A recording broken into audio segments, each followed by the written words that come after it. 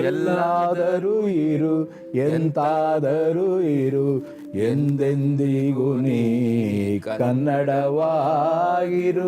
ಕನ್ನಡವೇ ಸತ್ಯ, ಕನ್ನಡವೇ ನಿತ್ಯ. ಕನ್ನಡ ಗೋವಿನ ಓ ಮುದ್ದಿನ ಕರು, ಕನ್ನಡ ಗೋವಿನ ಓ ಮುದ್ದಿನ ಕರು, ಕನ್ನಡತನ ಒಂದಿದ್ದರೆ ಅಮ್ಮಗೆ ಕಲ್ಪತರು.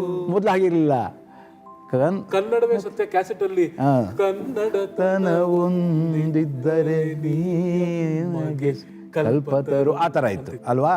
ಅದು ಅಣ್ಣವ್ರು ಎಷ್ಟು ಸೂಕ್ಷ್ಮ ಅನ್ನಕ್ಕೆ, ಜೊತೆಗೆ ಅಶ್ವಥ್ ಕೂಡ ಅಷ್ಟೇ ಸೂಕ್ಷ್ಮ. ಪದಗಳ ವಿಭಾಗ ಹೇಗಾಗಬೇಕು ಅನ್ನೋದು, ಕವಿ ಕಾವ್ಯ ಎರಡು ಒಟ್ಟಾಗಿ ರೀಚ್ ಆಗಬೇಕಲ್ವ. ಅದನ್ನು ಎಷ್ಟು ಚೆನ್ನಾಗಿ ಯೋಚನೆ ಮಾಡಿದ್ರು ಅಂದರೆ, ಇಲ್ಲ ಇನ್ನೊಂದ್ಸಲ ಹಾಡ್ಸೋಣ ಅಂದರು.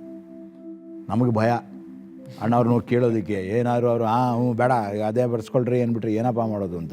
ಅದಕ್ಕೊಂದು ಹೊಸ ಐಡಿಯಾ ಮಾಡಿದ್ವಿ. ನಾನು BC ಗೌರಿಶಂಕರ್ ಕ್ಯಾಮ್ರಾಮನ್, ಅವನೇ ಕ್ಯಾಮ್ರಾಮನ್. ಅದಕ್ಕೆ ಇಬ್ಬರು ಒಟ್ಟಿಗೆ ಅಶ್ವಥನ್ನು ಕರ್ಕೊಂಡು ಹೋಗಿ, ಸರ್ ಇದನ್ನು ವೀಡಿಯೋ ಮಾಡ್ತಾಯಿದ್ದೀವಿ, ಅದಕ್ಕೆ ನೀವು ಬೇಕೇ ಬೇಕು. ಹೌದಾ ವೀಡಿಯೋ ಮಾಡ್ತೀರಾ, ಎಲ್ಲಿಗೆ? ದೂರದರ್ಶನಕ್ಕೆ. ಹೌದಾ, ಮಾಡೋಣ್ರಿ, ಚೆನ್ನಾಗಿದೆ ಹಾಡು. ಬರೀ ಚೆನ್ನಾಗಿದೆ ಅಷ್ಟೇ ಅಲ್ಲ, ಅದರಲ್ಲಿ ಒಂದು ಸಣ್ಣ ಕರೆಕ್ಷನ್ ಇದೆ, ಅದನ್ನೊಂಚೂರು ಇನ್ನೊಂದ್ಸಲ ರೆಕಾರ್ಡ್ ಮಾಡೋಣ. ಕರೆಕ್ಷನ್ನ ಏನಪ್ಪ ಅದು ಅಂದರು. ಅಶ್ವಥ್ ಅದನ್ನು ಎಕ್ಸ್ಪ್ಲೈನ್ ಮಾಡ್ದ, ನೀ ಅಮ್ಮಗೆ ಕಲ್ಪತರು. ತಕ್ಷಣ ಅವಳು ಅಯ್ಯೋ ಇಂಥ ತಪ್ಪಾಗೋಗಿದೆಯೇ, ಮಾಡೋಣ್ರಿ ಅಂತ ಬಂದರು, ಮಾಡಿದ್ರು.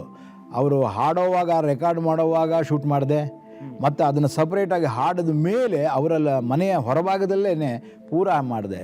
ಇಡೀ ಇದನ್ನು ಒಂದೊಂದು ಪದ ಹೇಳಬೇಕಾದ್ರೂ, ಒಂದೊಂದು ಅಕ್ಷರ ಹೇಳಬೇಕಾದ್ರೂ ಅವರ ಭಾವ ಇದೆಯಲ್ಲ, ಅದು ನಿಜವಾಗಿಯೂ ಭಾವಗೀತೆ.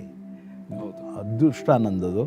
ನಾನು ಭಾಳ ಅದ್ಭುತವಾಗಿ ಹಾಡಿದ್ವಿ. ಅದು ಭಾಳ ಮುಖ್ಯ. ಕುವೆಂಪುರವರ ಈ ಗೀತೆಗಳನ್ನು ಹೇಳುವಾಗ ನೀವು ಏನು ಮಾಡಲಿಕ್ಕೆ ಹೊರಟಿದ್ದೀರಿ, ಅದು ನಿಜವಾಗಿಯೂ ಕನ್ನಡವನ್ನು ಸತ್ಯವಾಗಿಸಿದೆ, ನಿತ್ಯವಾಗಿಸಿದೆ, ಸದಾಕಾಲ ನಮ್ಮದಾಗಿಸಿದೆ. ಅಂತಹ ಕಾರ್ಯಕ್ರಮವನ್ನು ನೀವು ಈಗ ಮಾತಾಡ್ತಾ ಇದ್ದೀರಿ. ಭಾವ ನವೀನದಲ್ಲಿ ಅದು ಬರ್ತಾ ಇದೆ. ಭಾಳ ಸಂತೋಷ ಆಯಿತು.